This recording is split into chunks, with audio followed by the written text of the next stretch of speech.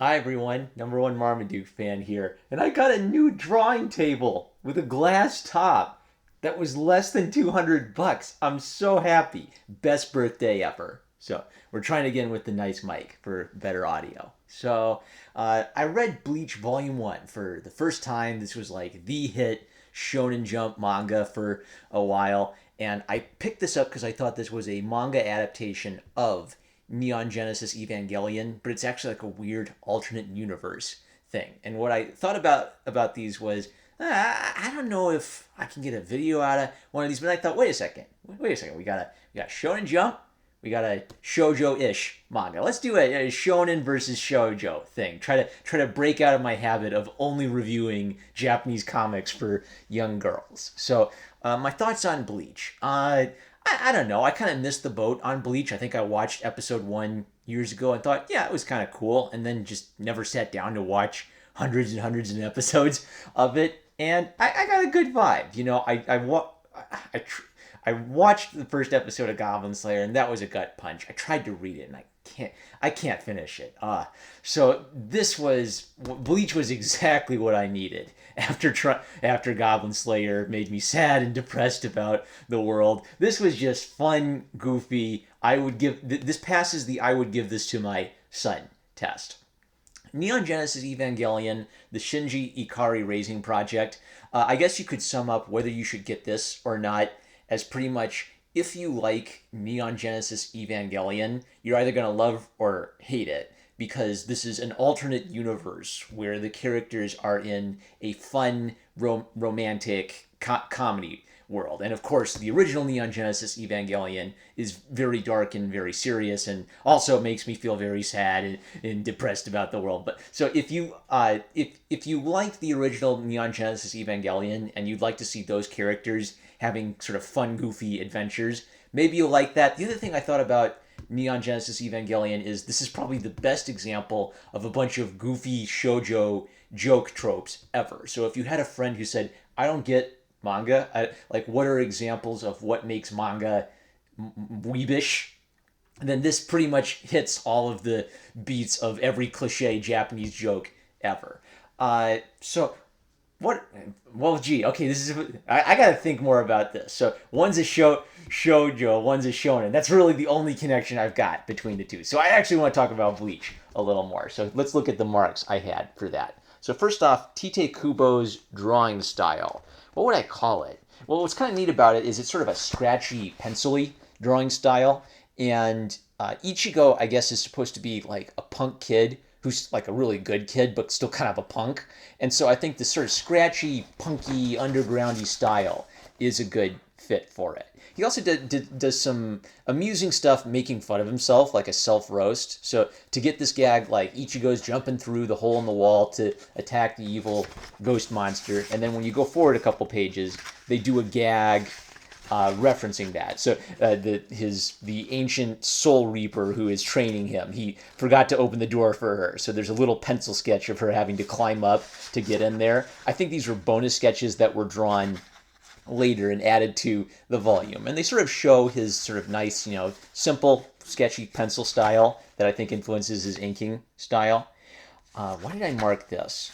I don't know why I marked this page in particular, but one of the things I'll say maybe negative about it is some of the pacing or some of the sequential art is a little confusing. Like you'll see the monster, and the monster will come out, and then it'll cut to his love interest having a little comedic moment, and you'll kind of think, well, okay, what happened with the monster? What's going on with that? So there will be some kind of slightly awkward moments, I think, where it's not quite clear what's going on or where we're jumping around in time. Oh, I lost it. There we go. This is why I marked this. Big brothers, you know why they're born first? To protect the little ones who come after them. Yeah, I give this to my son. Hey, moron, stop hitting your little sister and read this Bleach manga thing. I love stuff like that. I love when there are just little moments that are kind of like directly about the goodness of the character. So I marked this because this is maybe an example of like a little bit of a weird moment. Like, oh, the monster, he stabs the monster, boom, no, and the monster runs at the sister, chomp. And I kind of laughed at this because it was just kind of a goofy place to end it. Like, chomp, chapter 6, the Bleach, what? Something happened. All right, so I guess the point is this is kind of a rough drawing style. It's a rough and quick drawing style, but it's very, very fun. It's a very fun book for like, hey, kid, you know what you like? Monsters and a punk who's grumpy all the time. Yeah, I'm gonna read more of this, and I'll let you know what I think. There was another little. Oh yeah, here's like an example of kind of like a weird like punk illustration, like it's a monster show with my weird family, and it doesn't really connect with anything, but it's like punk, bro. I like it. And there's also like this weird thing, like his dad runs a clinic and his little sister's a nurse at the clinic. I don't know what's going on. It's just a blast. Oh, and this was cool too. Like the person he respects most is William Shakespeare. You're dang right I'm giving this to my preteen son. Oh gosh, this guy's such a punk and he's so cool. Oh, William Shakespeare. William Shakespeare's punk and cool. This is great. I dig it. Yeah, simple, fun, nothing offensive, like one boob joke, kind of a weird sense of humor, kind of a weird storytelling style, but exactly the break I needed after the sad, gripping realization in Goblin Slayer that the world is evil and no one will care if you die. So after that depressing thing, I needed something fun. All right. Neon Genesis Evangelion, the Shinji Ikari Raising Project. I don't know if I could recommend this if you don't get... like, if you haven't seen the original Neon Genesis Evangelion, because a lot of the humor comes from the fact, like, like Shinji's dad is an evil SOB. But in the happy alternate universe, his dad's a good guy who's just kind of a grumpy dad who is a really good dad. All right, so the comedy is, that he's evil, but in this world, he's kind of fun and happy-go-lucky. There's a little fan service. There's probably like a, gratuitous boob or butt shot, once per chapter. I love how the artist, who is the artist for this one? Osamu Takahashi kind of makes fun of himself a bit. He makes fun of how he has like a very innocent, very G-rated storytelling style, and he'll just poke fun. That's it. There's self-roasting in both of these books, and there are humorous moments in both of these books. I don't think either of them are quite as funny as the Anonymous Noise series I've been reading, where I was getting multiple laughs per page in Anonymous Noise, but I got a few laughs per chapter on both Bleach and Neon Genesis Evangelion, the Shinji Ikari Raising Project. It also has a really good... the artist is doing a really good job, I think, evoking the style and the look of the characters from the show, so I kind of read them as those characters. It's just a little bit hard to get invested when you know what a serious and sort of strange... I actually haven't finished the original Neon Genesis Evangelion yet. That's why I picked this up, is I hoped I would get to finish it. I watched the first chunk of it, and then I got sad because I wanted to like watch some robots fighting each other. When I read manga, I like simple things. It's not like I'm scared or of being triggered or anything. I just kind of like sitting down and watching or reading something uplifting, and I kind of have to have a lot of trust before I say, okay, I know this is a dark story, I know this is a sad story, but I know this is going to be such a good story, it'll change my life for the better for having read it. I think some of this I'm going to have to inevitably do a video about Goblin Slayer, talking about what I'm thinking about. But both of these were just sort of fun,